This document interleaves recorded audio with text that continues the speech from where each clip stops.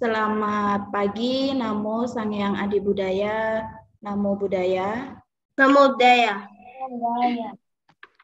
Terima kasih yang sudah on time ya. Yang belum kembali, silahkan kembali ke tempatnya.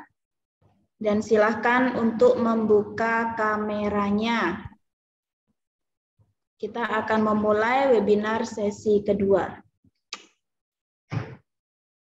Siap.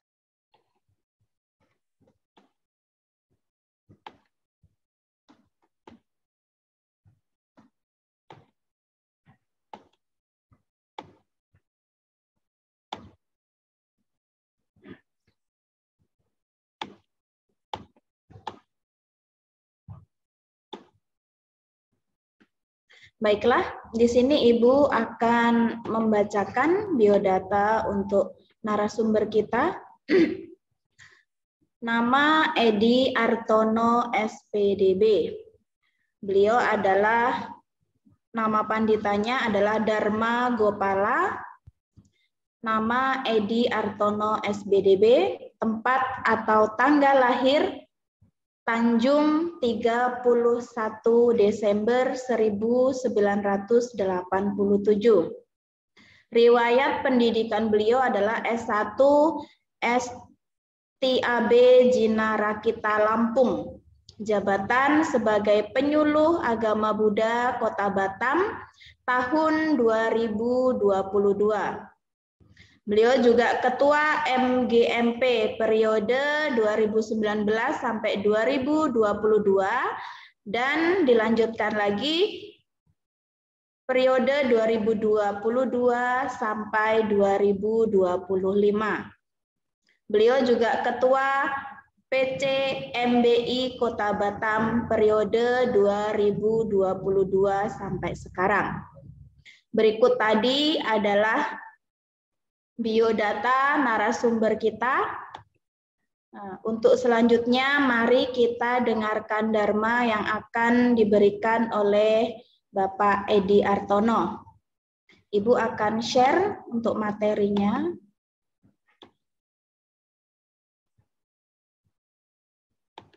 Oke, cek suaranya terdengar jelas. Jelas Pak Edi. Silahkan kepada Pak Edi. Sebelumnya, Namo Sang Hyang Adi Budaya, Namo Buddhaya. Namo Buddhaya. Namo Buddhaya. Mari sejenak kita rangkapkan kedua tangan kita memuji keagungan guru junjungan kita yaitu Sang Buddha. Namo tassa bhagavato arahato sama sambuddhassa. Namo tassa bhagavato arahato sama sambuddhassa. Namo tassa bhagavato arahato sama sambuddhassa. Terpujilah Sang Hyang Adi Buddha, Tuhan Yang Maha Esa. Semoga dengan kegiatan ini akan memberikan manfaat bagi kita semua. Oke, selamat siang untuk anak semua. Apa kabar semuanya? Baik. Baik ya. Semoga kita selalu dalam keadaan sehat. Kita selalu dalam keadaan berkecukupan.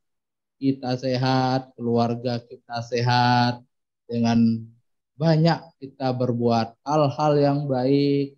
Jadi kesehatan ini kita gunakan untuk hal-hal yang baik.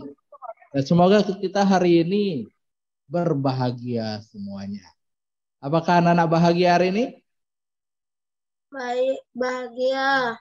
Jika kita bahagia, maka kesehatan itu akan menjadi milik kita. Apalagi kalau kita sudah sehat, sudah bahagia, kita mempraktekkan ajaran Buddha. Nah, pada saat ini kita akan membahas tentang kemurahan hati. Pasti anak-anak pernah mendengarkan kata kemurahan hati. Pasti dengar.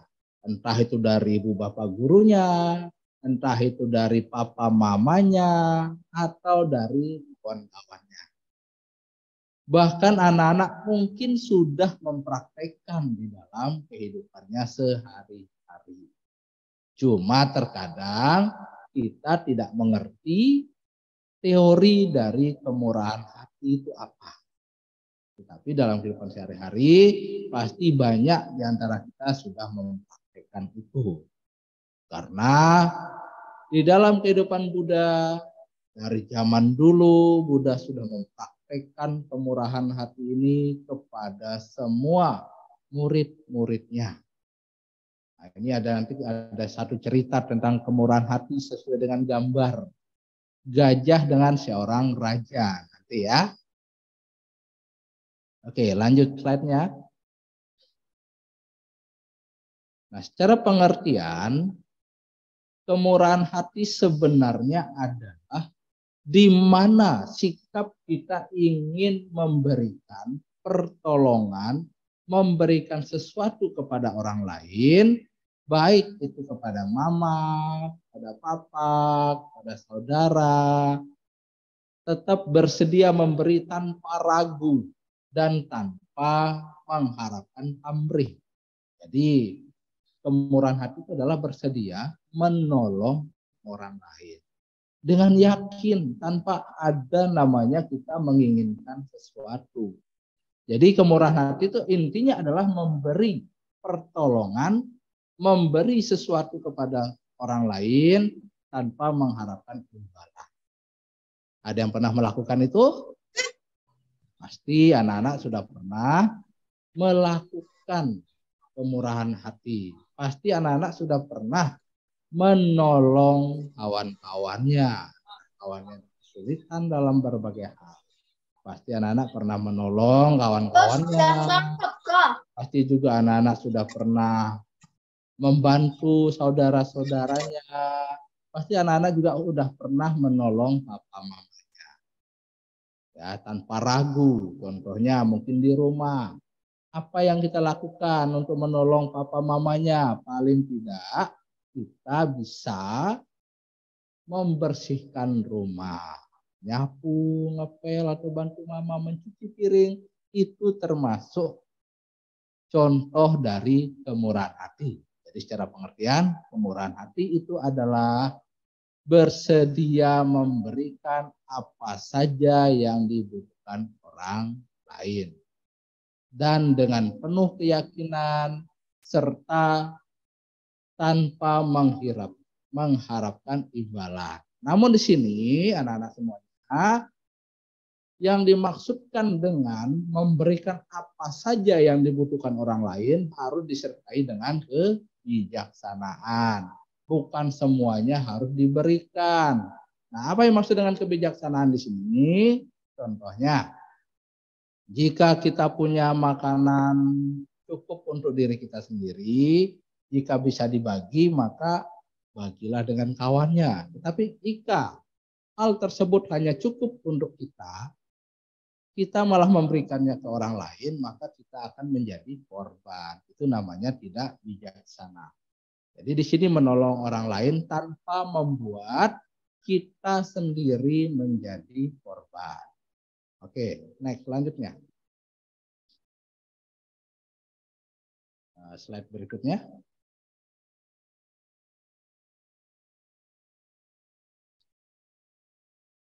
Dan juga kemurahan hati di sini dapat diartikan sebagai hal yang dipraktekkan untuk melawan kekikiran. Jadi enggan untuk berbagi kepada orang lain. Jadi lawan kata dari kemurahan hati itu adalah kikir.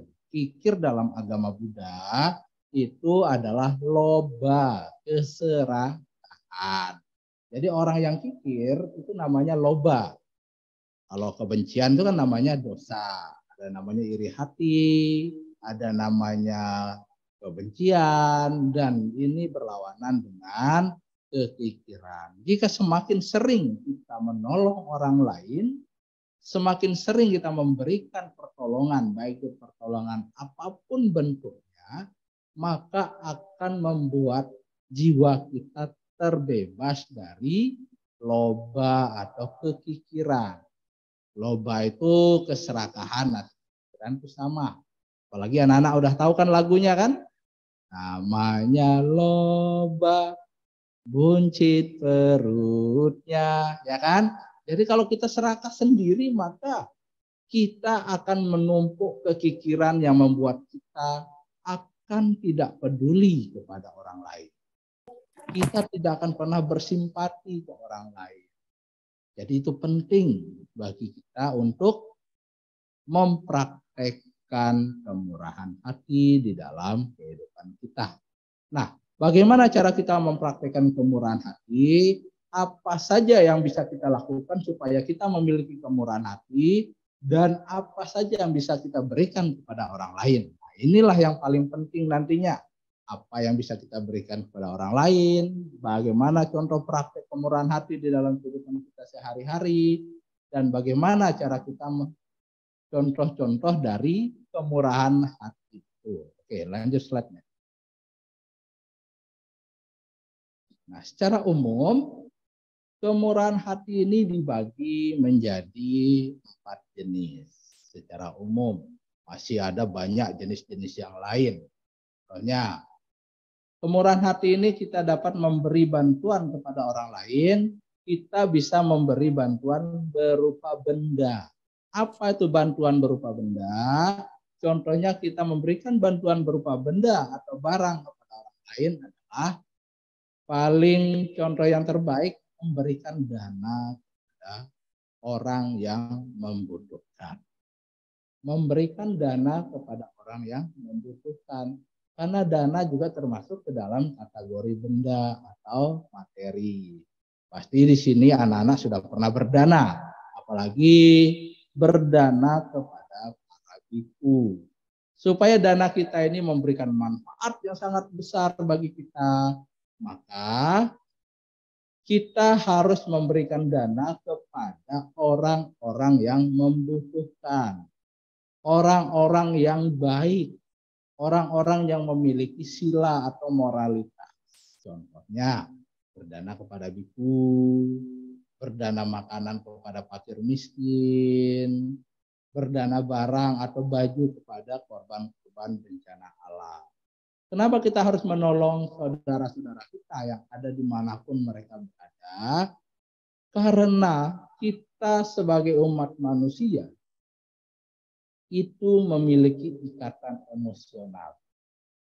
Sekarang kita menolong saudara kita yang mungkin terkena bencana alam dengan memberikan bantuan berupa uang ataupun makanan ataupun pakaian. Nanti suatu ketika perbuatan baik yang kita lakukan ini akan kita nikmati nantinya, karena baik ini akan berbuah.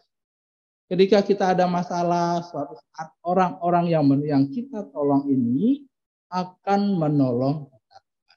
Karena tidak selamanya kita hidup di dunia tidak memiliki masalah. Pasti suatu ketika kita akan mempunyai masalah. Suatu ketika kita akan terkena musibah.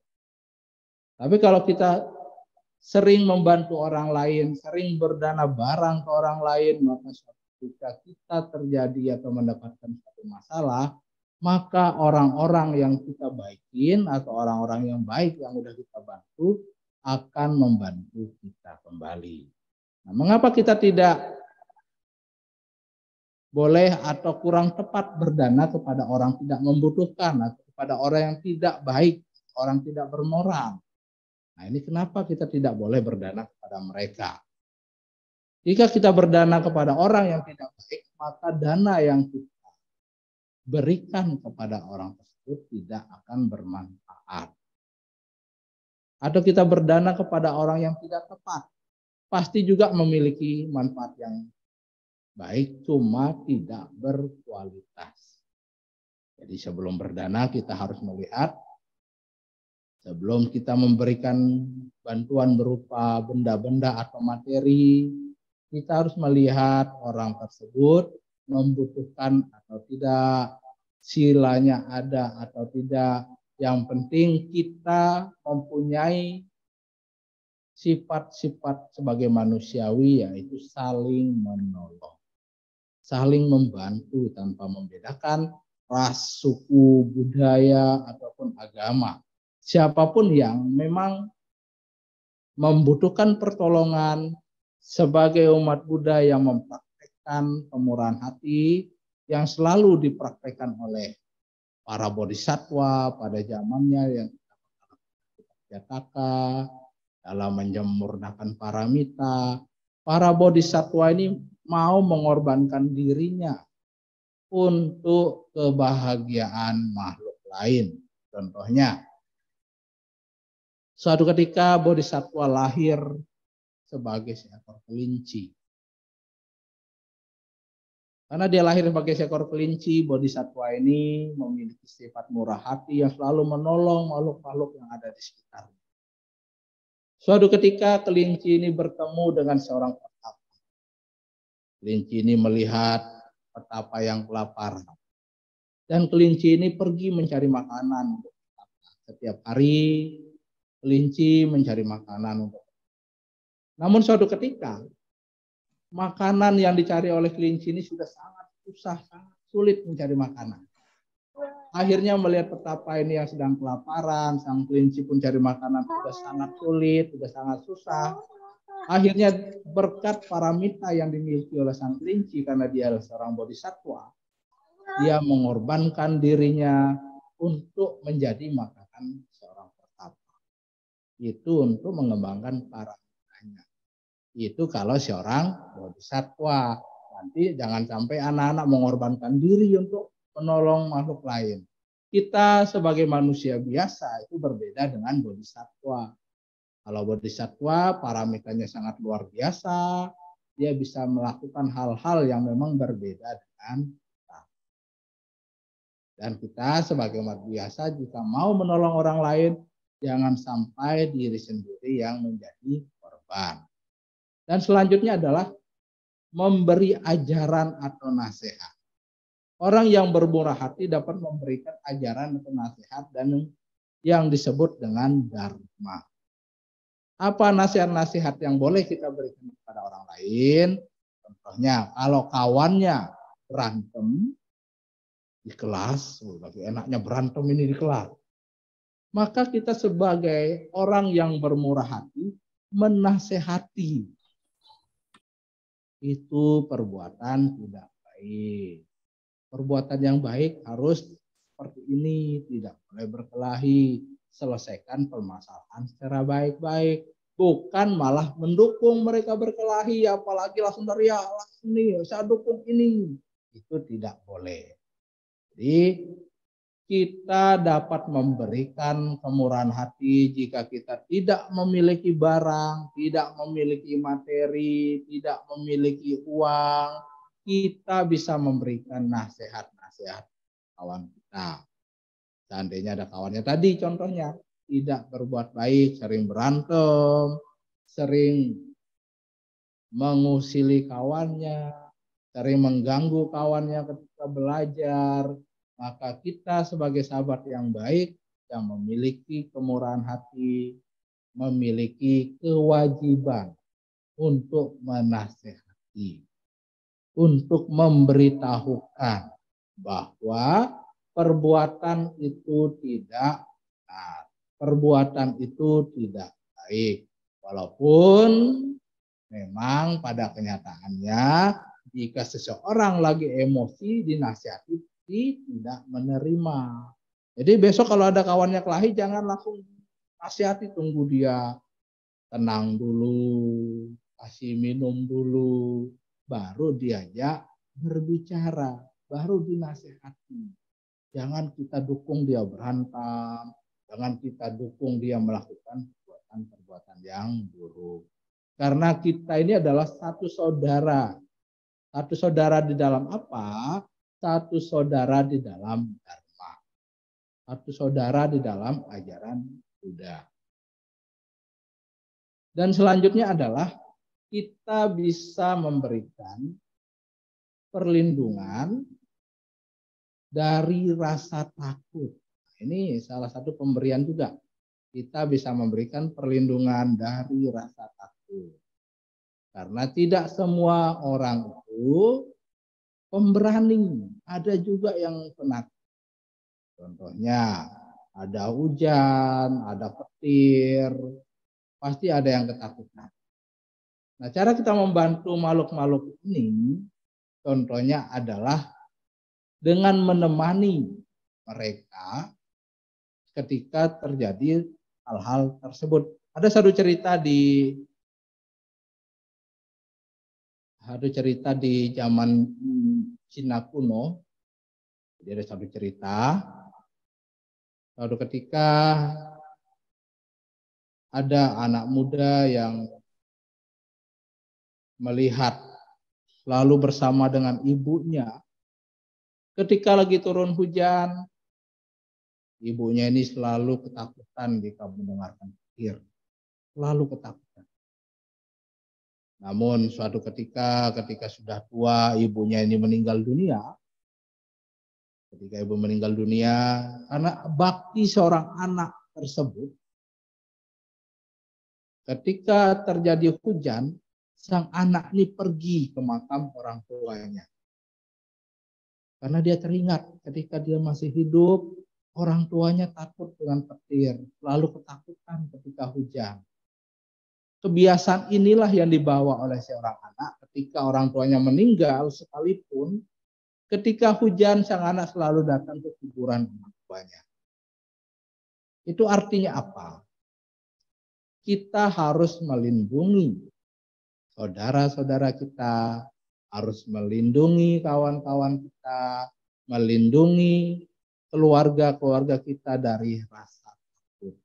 Baik itu rasa takut dari hal-hal yang duniawi maupun hal-hal yang di luar duniawi. Ketakutan terhadap, mungkin takut dengan kawannya, takut dengan dimarahin gurunya, maka kita harus menemani kawan kita supaya rasa takut itu hilang. Dan selanjutnya adalah memberikan kasih. Kenapa kita perlu memberikan kasih kepada orang lain?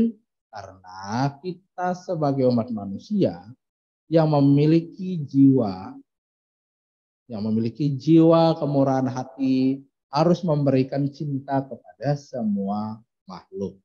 Baik itu makhluk yang tidak terlihat maupun makhluk yang terlihat. Baik itu manusia maupun bukan manusia. Karena kita di agama Buddha diajarkan untuk menyayangi semua makhluk. Contohnya, jika kita bermeditasi, kita udah membayangkan cinta kasih kita kepada semua makhluk, membayangkan semua makhluk berbahagia, dan kita juga bisa memanjatkan Parita Karanya Metta Sutta itu untuk menyalurkan cinta kita kepada makhluk lain, menyalurkan kasih kepada makhluk lain, sehingga semua orang yang ada di sekitar kita merasa tenang dengan kita, senang di samping kita. Makanya penting kita memiliki rasa kasih kepada siapapun. Dan selanjutnya ada satu cerita tentang kasih sesuai dengan gambar tadi, yaitu di zaman Buddha ada seekor gajah. Nih, ada bodhisattva terlahir menjadi seekor gajah, dan gajah ini bernama Mati Posaka. Di gajah ini yang sangat berbakti sekali kepada orang tuanya. Bahkan gajah ini selalu mencari makanan untuk rombongan gajah-gajah yang dia pimpin. Dia selalu mengumpulkan makanan, dibagikan kepada semua anggota gajah-gajah yang dia pimpin. Namun suatu ketika gajah yang dia pimpin ini kekurangan makanan. Dan gajah ini selalu mencari dan menumpukan makanan yang banyak. Tetapi gajah yang baik ini selalu menyisihkan makanannya untuk orang tuanya. Induk gajah yang buta. Namun ketika melihat kumpulan gajah-gajah yang dia pimpin, ketika mendapatkan makanan, dia tidak pernah membagikan makanan itu kepada ibunya. Akhirnya gajah besar ini pun meninggalkan rombongan gajah yang dia pimpin dan membawa ibunya ke sebuah hutan yang lebat dan meninggalkan ibunya di gua. Suatu ketika gajah ini ketemu dengan pemburu. Dan pemburu ini memburu gajah tersebut. Sang gajah ini pun lari dengan ketakutan. Namun ketika gajah ini tertangkap, gajah ini berbicara kepada pemburu. Tolong, janganlah engkau tangkap aku. Saya memiliki orang tua yang buta. Jika saya tidak ada, siapa yang memberikan dia makan? Jika saya tertangkap di sini, siapa yang merawat ibu saya yang buta? Akhirnya pemburu ini pun membebaskan gajah tersebut. Dan gajah ini merawat ibunya yang buta dengan cinta kasih. Merawat orang tuanya yang buta tanpa merasa dirinya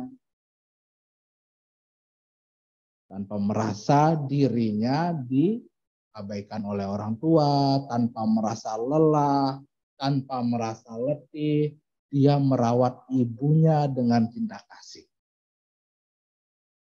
Jadi kita sebagai umat Buddha yang nanti suatu saat akan menyempurnakan paramita harus menjadi orang-orang yang memiliki kemurahan hati.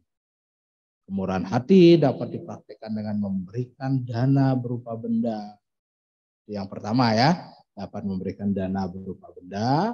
Contohnya adalah berdana ke para biku, berdana makanan kepada miskin, berdana sembako kepada orang-orang yang membutuhkan, kepada saudara-saudara kita yang terkena bencana alam. Kenapa kita harus memberikan dana ini? Karena kita nanti suatu saat kena masalah, orang-orang tersebut akan melindungi kita dan akan membantu kita. Dan ingat yang kedua, bisa memberikan nasihat yang baik, nasihat yang benar. Contohnya hari ini, Anda yang sudah belajar budi pekerti pada hari ini adalah suatu pembelajaran supaya kita memiliki sifat yang bermurah hati. Bisa dinasehati, bisa mendengarkan apa yang disampaikan oleh orang lain, itu juga termasuk sifat kemurahan hati. Anda hari ini juga anak-anak sudah mempraktekkan kemurahan hati karena sudah mau mendengarkan materi-materi satu hari penuh. Itu termasuk kemurahan hati. Jarang anak-anak terkadang tidak mau mendengarkan apa yang disampaikan oleh orang tua. Contohnya, ketika mama menasehati, terkadang banyak anak-anak ngelawan. Itu hati-hati loh kita. Itu adalah kita sudah menumpuk satu karma buruk. Kita telah menumbuhkan ego, menumbuhkan kesombongan. Tetapi dengan kita mendengarkan nasihat orang lain, baik itu dari guru, baik itu dari orang tua, baik itu dari saudara, baik itu dari kawan, itu kita sudah mempraktekkan kemurahan hati yang kita miliki. Mau menerima pendapat orang lain. Dan juga kita harus yang ketiga memberi perlindungan dari rasa takut. Sesuai dengan cerita tadi, sampai meninggal pun orang tuanya, dia pergi ke kuburan menemani orang tuanya karena dia ingat kebiasaan orang tuanya takut ketika hujan. Jadi mungkin orang tuanya trauma, maka Anda harus melindungi dan menemani orang tua atau saudara yang memiliki rasa takut atau mungkin memiliki permasalahan-permasalahan yang memang harus kita tolong. Dan memberikan kasih. Ini sangat penting kita memberikan kasih kepada orang lain. Karena kita salah satu ajaran terpenting di agama Buddha adalah metta. Metta adalah cinta kasih kepada semua makhluk tanpa membeda-bedakan makhluk tersebut. Baik itu saudara kita yang dekat maupun saudara kita yang jauh. Karena di zaman Buddha, ketika pertama kali Buddha menyampaikan tentang Karania Metta Sutta, Karania Metta Sutta itu kan sutta tentang cinta kasih. Benar ya? Sutta tentang cinta kasih.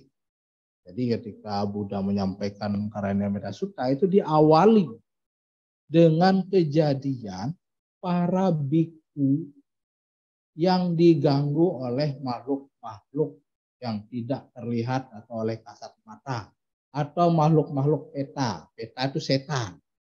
Jadi para bhikkhu baru ini pergi meditasi ke hutan.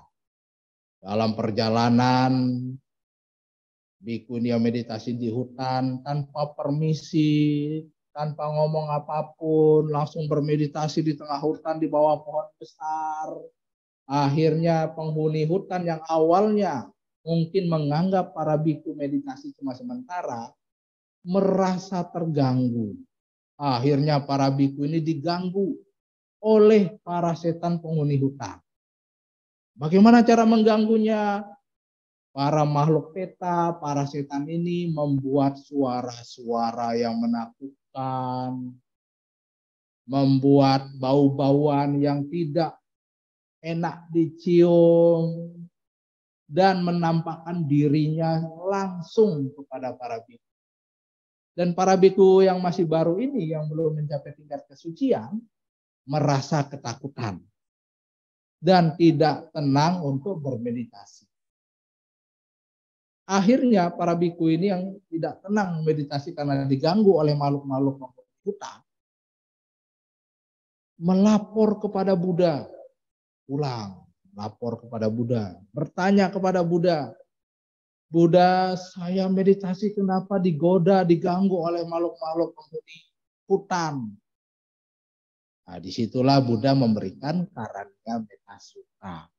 Sekali Buddha berucap Karania Metta Sutta, para bhikkhu yang ratusan orang itu menghafal Karania Metta Sutta dan kembali lagi ke tempat semula. Jadi kembali bukan menantang setannya untuk berduel, bukan. Bukan menantang dalam arti, oh setan ini ganggu saya balik lagi. Bukan. Tetapi ketika para bhikkhu kembali ke hutan, mereka dengan hati mengucapkan permisi, mohon untuk latihan meditasi, dan membacakan Karania Metta Sutta, makhluk-makhluk yang awalnya mengganggu para bhikkhu malah menjaga bhikkhu yang bermeditasi. Makanya kita harus menanamkan cinta di dalam diri, menanam cinta kasih di dalam diri, barulah orang-orang di sekitar kita akan menyayangi kita, akan melindungi kita. Makanya berikanlah cinta kasih kepada semua makhluk. Karena cinta kasih ini tidak mahal, tidak dibeli. Tidak mahal, tidak dibeli, tidak butuh biaya, cuma membutuhkan keikhlasan. Paham maksudnya ya? Jadi kita harus memberikan perlindungan, memberikan bantuan kepada saudara-saudara. Itulah prakteknya. Itulah yang harus kita lakukan di dalam kehidupan sehari-hari. Apa praktek yang paling sederhana dari kemurahan hati? Yang dapat anak-anak lakukan yang paling sederhana adalah kita mulai dari rumah. Mulai dari rumah dulu. Apa yang kita bisa mulai dari rumah? Yang pertama, membersihkan tempat tidur. Jangan tunggu mamanya. Yang kedua, bisa bangun tidur mandiri. Jangan tunggu mamanya yang bangunin. Yang ketiga, bisa bantu mamanya nyapu. Saya yakin anak-anak pasti bisa nyapu, ya kan? Ada yang belum bisa nyapu nggak? Nah, kalau emang belum bisa nyapu nanti belajar. Yang berikutnya apa lagi yang bisa kita lakukan? Ngobrol dengan mamanya ketika kumpul dengan keluarga. Ngobrol, jangan main handphone di depan mamanya. Jadi ketika mamanya berbicara, Anda tidak paham, tidak mengerti. Akhirnya memberikan nasihat dan ajaran pun tidak terlaksana. Oke, lanjut slide berikutnya. Nah, bagaimana cara memberi yang tepat? Di agama Buddha diajarkan jika kita menjalankan sikap menjangkau jauh ini juga mencoba ada 5 prinsip yang kita lakukan dalam mempraktekkan kemurahan hati. Ada 5 prinsipnya, yaitu kita harus bersamaan dengan sila. Kita memberikan diri dari semua niat jahat, tak patut yang tersembunyi. Apa maksudnya bersamaan dengan sila? Maksudnya adalah ketika kita memberikan sesuatu harus tanpa niat yang jahat. Contohnya, saya tidak suka dengan kawan saya, jadi saya kasih obat tidur. Saya pura-pura berdana makanan, tapi makanannya dicampur obat tidur. Nah, ini adalah tidak sesuai dengan sila. Makanya kita jika mempraktekkan kemurahan hati, memberikan dana makanan, jangan ada niat yang buruk, jangan ada niat yang aneh-aneh. Baru memberikan dana makanan ternyata dicampur dengan obat tidur. Itu tidak diperbolehkan. Jadi kita juga harus memiliki niat yang baik di dalam memberikan kemurahan hati kepada orang lain. Dan selanjutnya adalah bersamaan dengan kesabaran. Bersedia menanggung kesulitan-kesulitan yang ada. Kita berbuat baik pasti ada tantangannya. Terkadang kita mau menolong orang lain, kadang ditolak. Maka ada kesulitan-kesulitan itu, kita harus sabar.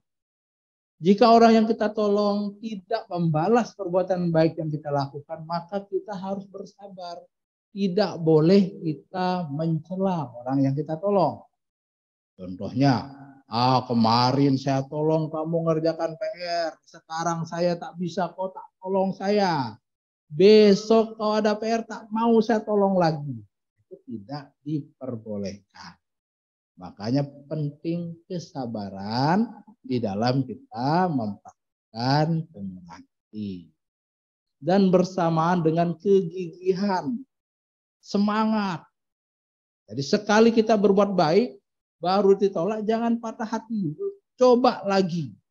Tolong lagi orang yang lebih banyak. Itu kegigihan dalam melakukan kemurahan hati. Dan bersamaan dengan kemantapan batin. Contohnya kita berdana kepada orang lain. Hati kita harus mantap. Tak boleh kita berpikir, aduh uang saya 5.000. Kalau didanakan nanti saya nggak dapat beli teh obeng. Nah, itu tidak diperkenankan. Jika kita ingin berdana, maka kita harus mantapkan hati kita. Semoga dana yang saya berikan kepada para biku atau orang lain dapat bermanfaat untuk orang tersebut dan memberikan kebahagiaan kepada siapapun. Tanpa kita memberikan pada diri kita pikiran-pikiran yang lain-lain. Jadi kalau udah memberikan, udah cukup memberikan. Kita jangan terlalu berpikir terlalu banyak di dalam memberikan dana. Dan selanjutnya adalah bersamaan dengan kesadaran pembeda. Kita menyadari bahwa si pemberi yaitu kita dan si penerima yang diberikan semua tidak memiliki keberadaan itu saling menggantung satu sama lain. Tidak ada pemberi tanpa yang menerima. Jadi kita yang sudah diberikan kesempatan untuk melakukan kebaikan, memberikan pertolongan kepada orang lain, mempraktekkan kemurahan hati kepada orang lain, kita juga harus berterima kasih kepada orang-orang yang mau menerima perbuatan baik kita. Mau menerima kemurahan hati yang kita praktekkan di dalam kehidupan kita. Kenapa kita harus berterima kasih kepada mereka? Karena tanpa ada orang yang menerima, maka kita akan susah mempraktekkan kemurahan hati. Contohnya, kalau satu kelas, semuanya pinter semua, bisa berhitung semua, maka nanti tidak akan terjadi diskusi, tidak akan terjadi interaksi, maka nanti hidupnya sendiri-sendiri. Tetapi kalau ada yang kurang, maka disitulah akan terjadi diskusi, di situ akan terjadi kita memberikan pemahaman ke kawan-kawan kita, Makanya penting kita harus berterima kasih kepada orang-orang tersebut. Karena tanpa ada orang-orang tersebut, kita pun susah untuk melakukan kebaikan. Oke, next slide.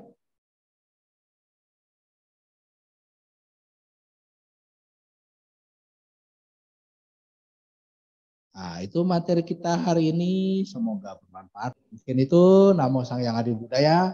Namo Buddhaya. Namo Buddhaya.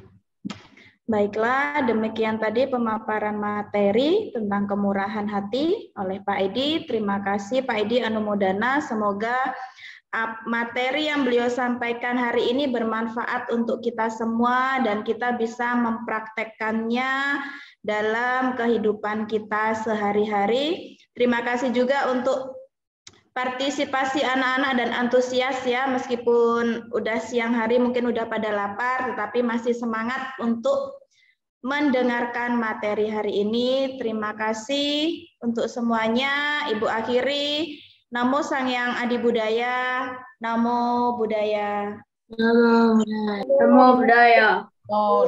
Namo Buddhaya.